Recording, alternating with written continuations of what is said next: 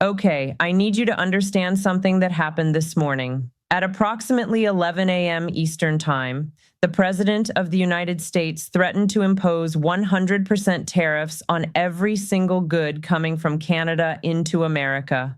Not 25%, not 35%, 100%, a complete doubling of prices on Canadian imports. And the reason? Because Canada made a deal with China. Now, before you click away thinking this is just another Trump tariff story, I need you to stay with me. Because what's unfolding right now isn't just about tariffs. It's not even primarily about China. What we're watching is a fundamental realignment of North American power dynamics, and it's happening in real time with stakes that extend far beyond any single trade policy. The next 6 months will determine whether the most successful trade partnership in modern history survives or collapses entirely. Let me take you back 1 week. Canadian Prime Minister Mark Carney steps off a plane in Beijing. It's the first visit by a Canadian leader to China in 8 years. 8 years of frozen relations, diplomatic standoffs, trade barriers, and retaliatory tariffs. And Carney, who took office just last year after replacing Justin Trudeau, is there to reset everything. Picture the scene. The Great Hall of the People in Beijing. Carney sitting across from Chinese President Xi Jinping. Cameras flashing, interpreters whispering. And then, after hours of closed-door negotiations, they emerge with an agreement that would have been unthinkable just months earlier. Canada will allow 49,000 Chinese electric vehicles into its market each year at a tariff rate of just 6.1%. In exchange, China will slash tariffs on Canadian canola seed from 85% down to 15%.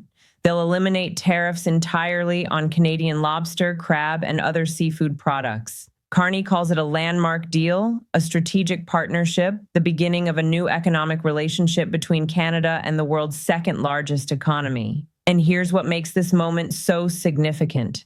Just 2 years earlier, Canada had imposed 100% tariffs on Chinese electric vehicles. They mirrored the United States exactly. Same policy, same percentage, same rationale. Protecting domestic auto manufacturing from Chinese subsidized competition. But that was then. This is now. And now Canada is breaking ranks. The immediate reaction inside Canada is split right down the middle. The prairie provinces, Saskatchewan and Manitoba, are ecstatic. Canola is their lifeblood. Farmers who watched their export market collapse when China retaliated with punitive tariffs 2 years ago suddenly see a path back to profitability. Premier Scott Moe calls it very good news. The seafood industry on the Atlantic coast celebrates, but in Ontario, where the auto industry employs hundreds of thousands of workers, Premier Doug Ford is furious. He calls Chinese electric vehicles spy cars and warns that the deal will tick off the Americans. And he's right. Because 5 days after Carney signs the China deal, he boards another plane. This time, he's heading to Davos, Switzerland for the World Economic Forum, where the global elite gather every January to discuss the state of the world and where, as it happens, Donald Trump will also be speaking. What unfolds over the next 48 hours in Davos becomes a defining moment. On Tuesday, January 20th, Carney takes the stage. The Congress Center is packed. World leaders, corporate executives, journalists from every major outlet, and Carney delivers a speech that lands like a thunderclap. "We are in the midst of a rupture, not a transition," he tells the assembled crowd. "The old order is over. It's not coming back." He doesn't say Trump's name. He doesn't have to. Everyone in that room knows exactly who he's talking about. Carney speaks about coercion by great powers, about using tariffs as leverage, about treating supply chains as vulnerabilities to exploit, about middle powers like Canada needing to stand together because, as he puts it, if we're not at the table, we're on the menu. The audience gives him a standing ovation, not polite applause, a standing ovation.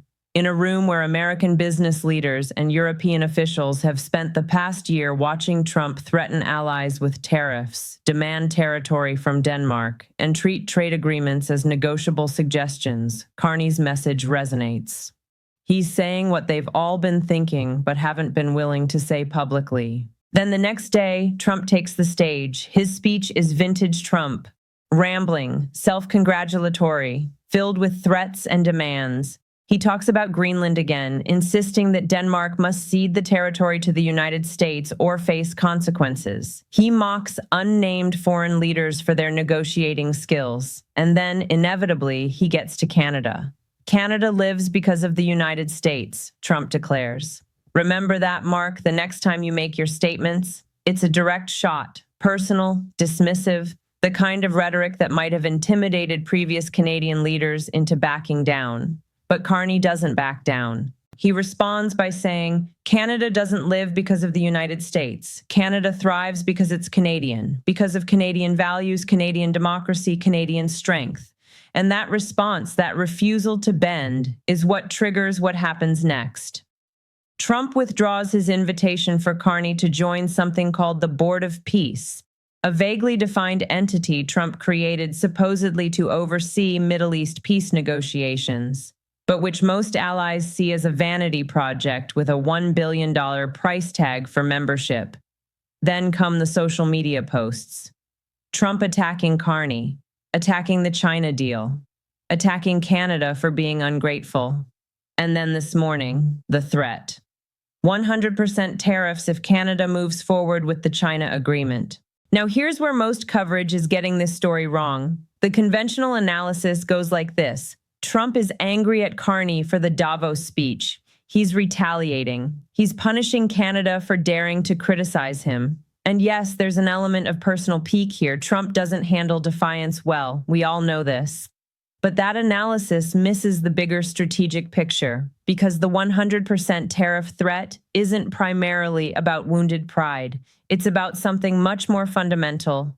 It's about the United States-Mexico-Canada agreement, the trade deal Trump himself negotiated during his first term, the agreement that replaced NAFTA, the foundation of $2 trillion in annual trade between the three countries. And here's the crucial detail you need to understand. That agreement comes up for mandatory review in exactly 6 months on July 1st, 2026. By that date, all three countries have to affirm their commitment to continuing the partnership. If they don't, the agreement doesn't immediately collapse, but it enters a period of annual reviews that could last until 2036, after which it expires entirely unless renewed. This review has been on the calendar since the agreement was signed. It's not a surprise. It's not a last-minute development. For the past year, all three governments have been preparing. Canada and Mexico initially expected this to be routine. A few technical adjustments, maybe some updates to reflect changes in digital commerce or labor standards. Business as usual. But then Trump won a second term, and suddenly the review isn't routine anymore. It's existential. Because Trump has made clear repeatedly that he views the current trade relationship as unfavorable to the United States. He's already imposed 35% tariffs on most Canadian goods, with exemptions only for products that comply with the agreement's rules of origin. He's threatened to leave the agreement entirely. He's suggested replacing it with bilateral deals that would give him more leverage over each country individually. And here's where China enters the calculation. Because one of Trump's biggest concerns, one his trade officials have been raising for years, is that China is using Canada and Mexico as backdoors to circumvent American tariffs. The theory goes like this.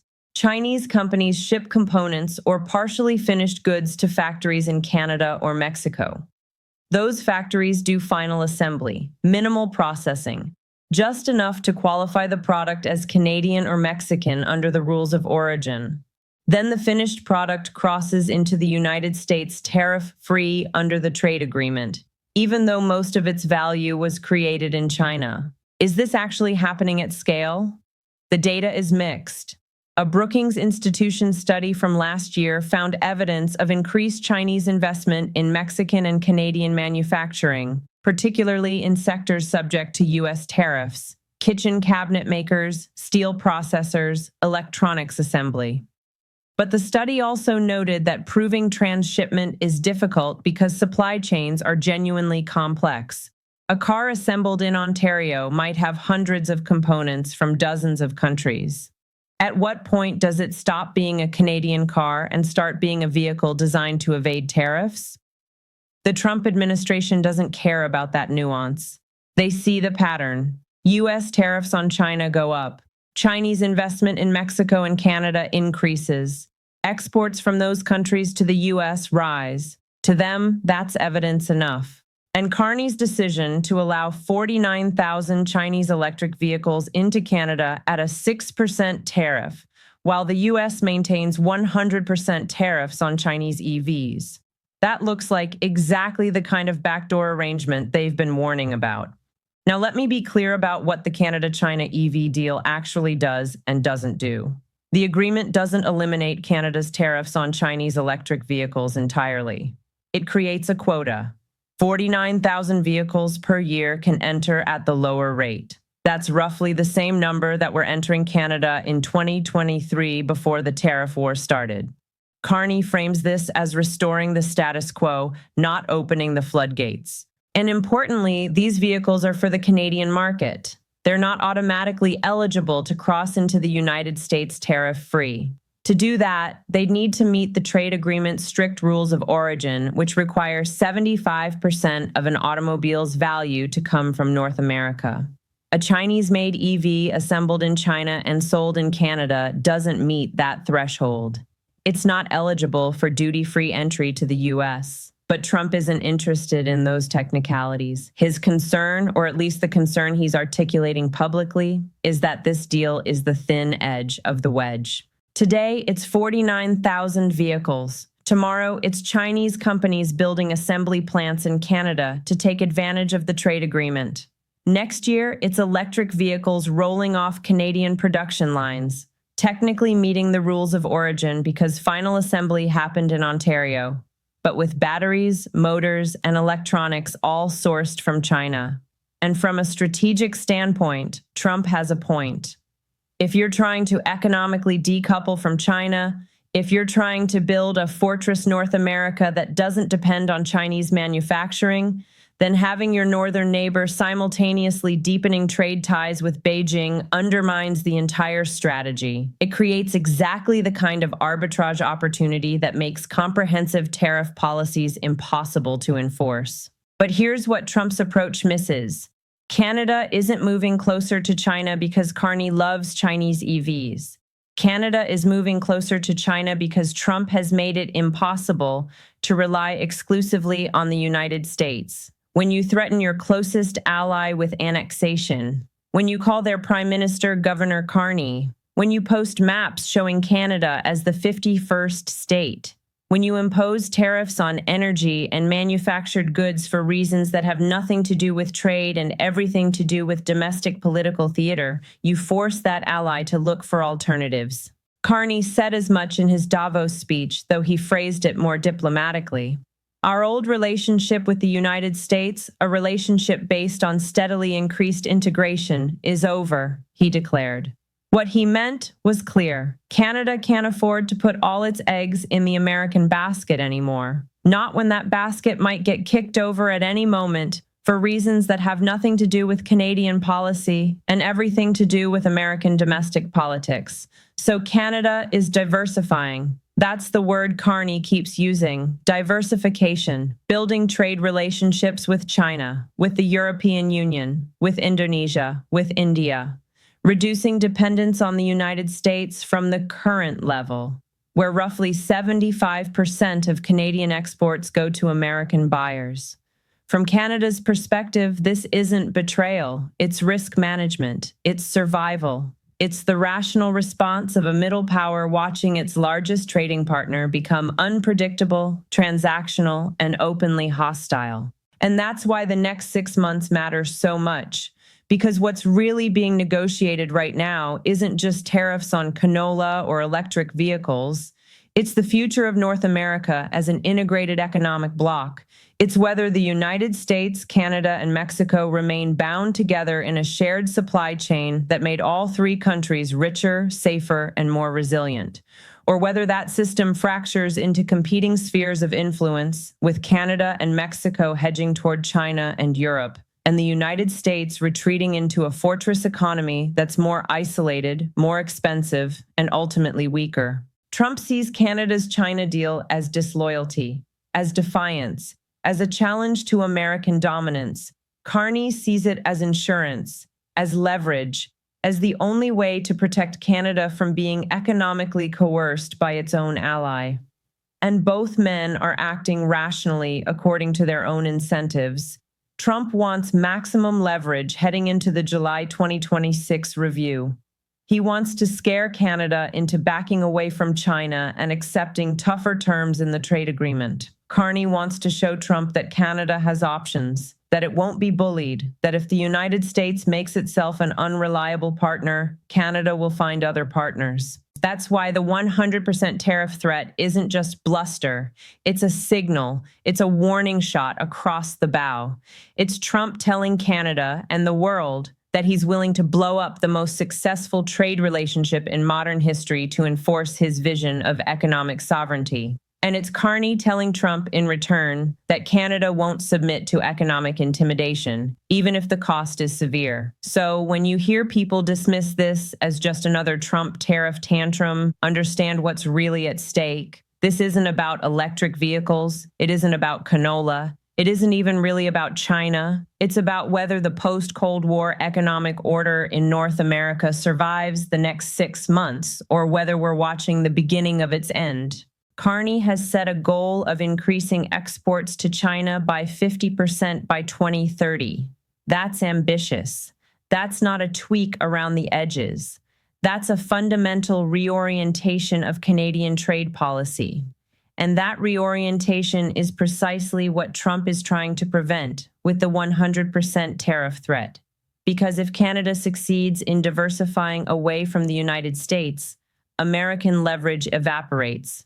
Right now, Washington can threaten tariffs and Ottawa has to listen because the Canadian economy would crater if it lost reliable access to the American market. But in a world where Canada has robust alternatives, where Chinese, European, and Asian buyers can absorb what America rejects, those threats lose their bite. And that brings us to the absolutely critical context that makes the next 6 months so important, the trade agreement review. Because everything happening right now, every threat and counter-threat, every diplomatic performance, every trade deal with alternative partners is positioning for what happens in July, when the 3 countries sit down to discuss the future of North American trade. Trump wants to renegotiate the agreement on his terms. He wants tighter rules of origin that make it harder to qualify for duty-free treatment. He wants provisions explicitly targeting Chinese transshipment. He wants Canada and Mexico to align their China policies with American policy, which means maintaining high tariffs and restricting investment. Essentially, he wants to use the review to lock Canada and Mexico into America's geopolitical competition with China, whether they want to be locked in or not. Canada and Mexico, meanwhile, want stability. They want the agreement to continue largely as written.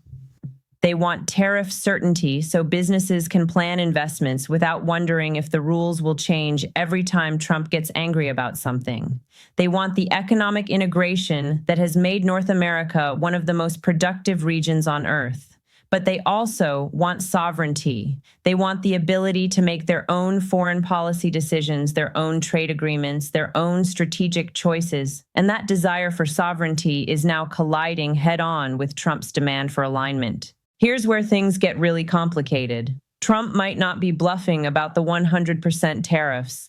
Multiple legal challenges to his tariff authority have failed or been overturned. A federal court ruled last year that his use of emergency economic powers to impose tariffs was illegal. But appeals courts have reversed decisions or narrowed their scope. For now, Trump appears to have the legal authority to do pretty much whatever he wants on tariffs, at least until Congress reasserts itself, which seems unlikely with Republicans controlling both houses. So if Trump says 100% tariffs, he probably means he's willing to do it. The real question is whether he follows through if Canada calls his bluff, because 100% tariffs on Canadian goods would be economically catastrophic for both countries. Let me give you a sense of scale. Canada is the top export destination for 36 U.S. states. Nearly $3 billion worth of goods and services cross the border every single day. About 60% of U.S. crude oil imports come from Canada. Roughly 85% of U.S. electricity imports. Canada is the largest foreign supplier of steel, aluminum, and uranium to the United States. If you double the price of all those imports overnight with 100% tariffs, you don't just hurt Canada. You hammer American industries that depend on Canadian inputs, auto manufacturers sourcing parts from Canadian suppliers, refineries built around Canadian crude, construction firms using Canadian lumber, utilities importing Canadian electricity during peak demand.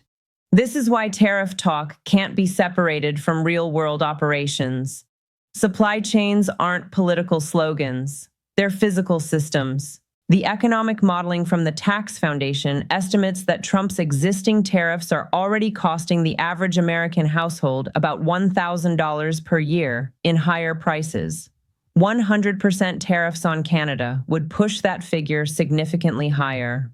You're talking about the kind of price shock that can trigger recession dynamics, supply chain disruption, manufacturing slowdowns, even shutdowns. Trump argues that won't happen because American companies will switch to domestic suppliers or find alternatives. But that's not how modern supply chains work. You can't replace overnight a relationship that's been built over decades. You can't flip a switch and suddenly have enough domestic capacity to replace Canadian steel, Canadian aluminum, Canadian energy flows, Canadian parts. These systems take years to build, and they require massive capital investment that companies won't make if they believe the tariffs could be reversed on a whim. So the smart money says Trump is using the 100% tariff threat as negotiating leverage. He wants to force Canada to back away from the China deal. He wants Carney to come to Washington, hat in hand, and agree to align Canadian trade policy with American strategic goals heading into the July review. But here's the problem with that strategy. It might not work, because Carney has done something no recent Canadian leader has done. He has established publicly and definitively that Canada has alternatives. The China deal isn't just a trade agreement. It's a signal, a demonstration that Canada can and will look elsewhere if the United States treats it as subordinate rather than sovereign. And that signal is resonating beyond Canada. Mexico is watching. European allies are watching. They're all asking themselves the same question. If the United States is willing to threaten its closest ally, its largest trading partner, a country with which it shares the world's longest undefended border, with economically ruinous tariffs over a single trade agreement with China, what might Washington do to us? This is the cost of Trump's approach that doesn't show up in the trade balance. It's the erosion of trust. The growing assumption among allies that America can't be relied upon, that agreements are temporary, that today's commitment becomes tomorrow's bargaining chip. So what happens next? In the immediate term, watch Canada's response. Carney hasn't issued an official statement yet about Trump's threat. When he does, the tone will matter. Does he soften? Does he imply the China deal is negotiable? That would suggest Trump's leverage worked. Or does he hold firm and make clear Canada won't be bullied into abandoning agreements with other countries? That would signal we're headed toward a genuine confrontation. Watch also for movement on the trade agreement review. Formal negotiations begin in the coming weeks, though preliminary talks have been happening for months. U.S. Trade Representative Jamieson Greer has already made clear that rules of origin and Chinese transshipment are top priorities. If Canada and Mexico agree to significant tightening of those rules in exchange for tariff certainty, we might see a negotiated resolution. But if the positions remain far apart, if Trump continues threatening unilateral action while Canada and Mexico demand respect for sovereignty, then the July review could become the moment the entire agreement begins to unravel. Trump appears to believe that pain gives him leverage, that Canada and Mexico will blink first because they need the American market more than America needs them. And on paper, he might be right. Canada's economy is smaller, it's more trade-dependent. In a purely economic contest of wills, the United States has more capacity. But this isn't just an economic contest. It's a question of sovereignty and self-respect. And Carney has calculated that the long-term cost of submission exceeds the short-term pain of resistance. That allowing the United States to dictate Canadian trade policy with China sets a precedent Canada can't afford to accept. That calculation might prove correct or catastrophically wrong. We're going to find out over the next 6 months because something has to give. Either Trump backs away from the 100% tariff threat, tacitly accepting that Canada will maintain a relationship with China, or he follows through, triggering the kind of price shock and supply chain crisis that could define his second term, or Canada blinks, accepts American terms, and the entire posture, Beijing, Davos, the rhetoric of diversification, gets exposed as leverage Canada wasn't willing to use. We're about to find out which world we're living in. The next 6 months will tell us whether institutions can constrain leaders who don't believe they should be constrained, whether allies can maintain relationships when one partner demands submission rather than partnership, whether the architecture of post-war trade and cooperation can survive an American president who views it as an obstacle rather than an achievement. The 100% tariff threat isn't just about electric vehicles or canola. It's about whether rules still matter more than power. And right now, the answer is very much in doubt. If this breakdown helped you see what's actually happening beneath the headlines, hit like, subscribe, and turn on notifications, because this story is moving fast, and July is the hinge point.